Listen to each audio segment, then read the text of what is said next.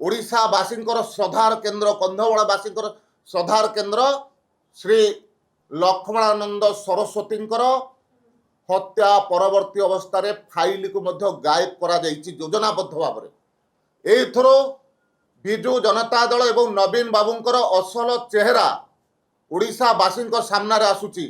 को प्रकार भाव लक्ष्मणानंद सरस्वती को हत्या करने पछरे जो प्रकार तांको सुरक्षा दबा कथा सुरक्षा देई नथिले बोधे एक कथा उजागर हो जाता किंबा से अंचल विशेष करी कंधमाल एवं तार आखपाख अंचल जो प्रकार भाव अनैतिक भाव धर्मांतरण कार्य चली गोटे समय कहला जे तत्कालीन सरकारंकर प्रोत्साहन ए धर्मांतरण कार्य चली बोध हुए ए कथा पर्दाफाश हो से कारणरू आज ए गुरुत्वपूर्ण फाइल की आज गायब करिसंती।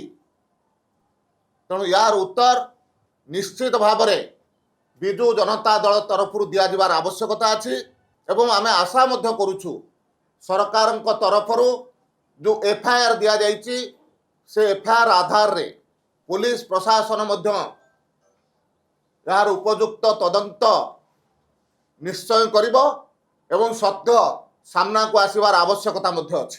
मो या पूर्वर मध्य आपन को कहि सारिछि सीएम ऑफिस को फाइल आसीबो सीएम ऑफिस को फाइल जीवो यार मध्य रेकर्ड रहे एवं रेकर्ड मध्य कहूची 19/9/2016 रे तत्कालीन मुख्यमंत्री ऑफिस की फाइल जाइछि किंतु फेरस्त जो फाइनाल फेरस्त होउची 4/6/2026 मसीह 4/6/2024 रे से दिन सबू फाइल फेरुची ये दुईटी फाइल फेरु नहीं।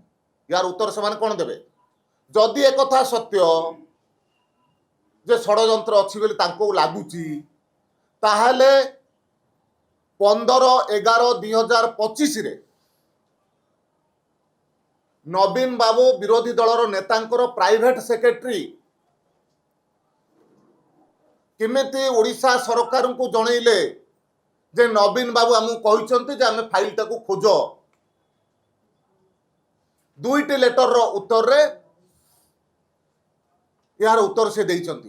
तेणु ये कथा जानिक कहतु कथा होचे ए समस्त विषय रे जेहेतु तदंत कमिशनर रिपोर्ट थिला तदंत कमिशनर रिपोर्ट रे सब कथा आसीथिबो बोली आमे आशा करूछु।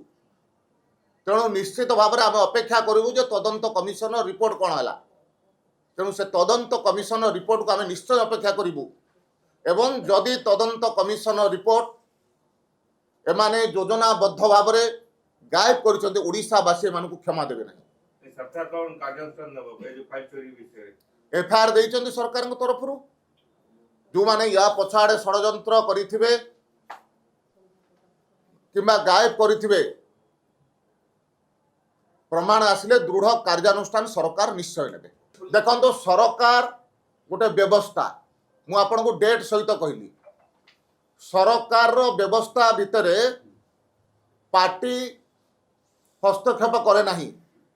तेणु जितेबाला विषय सामना को आसिला केवल आईन मंत्री कहले नहीं गृह मंत्रालय जुग्म सचिव कैपिटाल थाना आसिक एफआईआर देले ता परे आम एटा करूँ।